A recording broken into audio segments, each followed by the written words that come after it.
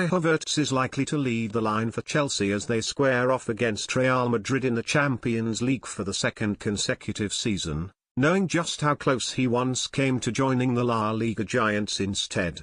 Chelsea pulled off a coup when they agreed a £72 million deal to sign Havertz from Bayer Leverkusen in September 2020. The Blues had beaten Real, along with Barcelona, Manchester United and Bayern Munich, to secure highly rated German's signature.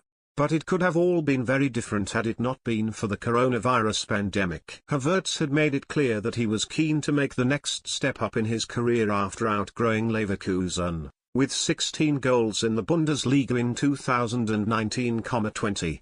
According to Goal, Madrid had engaged in talks with the German outfit over a deal to sign the attacking midfielder, and Havertz was keen on a move to the Santiago Bernabéu. That was until the spread of the virus halted football across Europe's top 5 leagues, forcing clubs to hit the pause button on their transfer plans. But Chelsea, backed by Roman Abramovich's billions, were seemingly immune after banking £180 million from the sales of Eden Hazard and Alvaro Morata in 2019. Leverkusen had initially slapped a €100 million, £84 million, asking price above Havertz's head, hoping to spark a bidding war.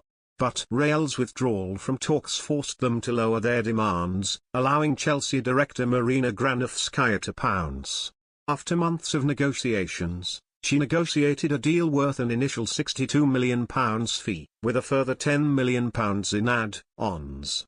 For Chelsea, it represented a massive investment. A club record transfer fee spent on a largely unproven 20-year-old came not without a large risk attached, as highlighted in the first months of Havertz's debut campaign.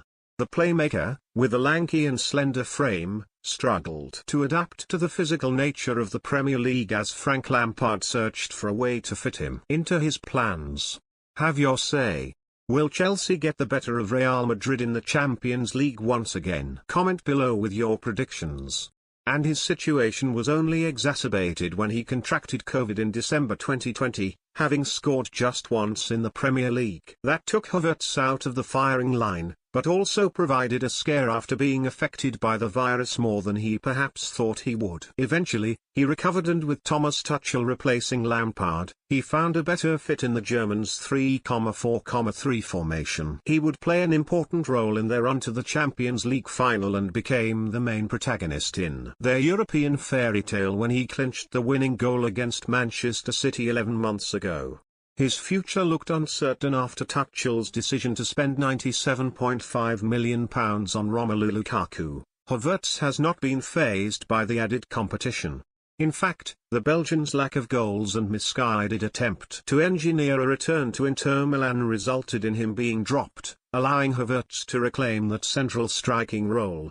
And now the Blues are reaping the rewards. He has scored 4 goals in his last 4 league matches, taking his overall tally to 11 for the season. The 22-year-old is excelling after developing a better understanding of his fluid central role in Tuchel's setup. And the Chelsea coach recently spoke about his improvement after praising his efforts on the pitch. He covers a lot of meters and in high intensity, so he finds the intensity no matter in what system the opponent defends against us, Tuchel said. He finds intensive runs, he finds distances, and that's what makes him. He uses his body more and more, he loves to create overloads in half spaces, and this is what he gives. It's just his style of play, his characteristics as a player, and he's in good shape. He's confident. Real don't need to be told to keep a close eye on his movements. While he didn't score in last season's semi-final ties, Havertz played a crucial tactical role as a deep-lying number 9. He pulled Sergio Ramos and Eder Militao out of position and created space in behind for Timo Werner and Mason Mount to run into.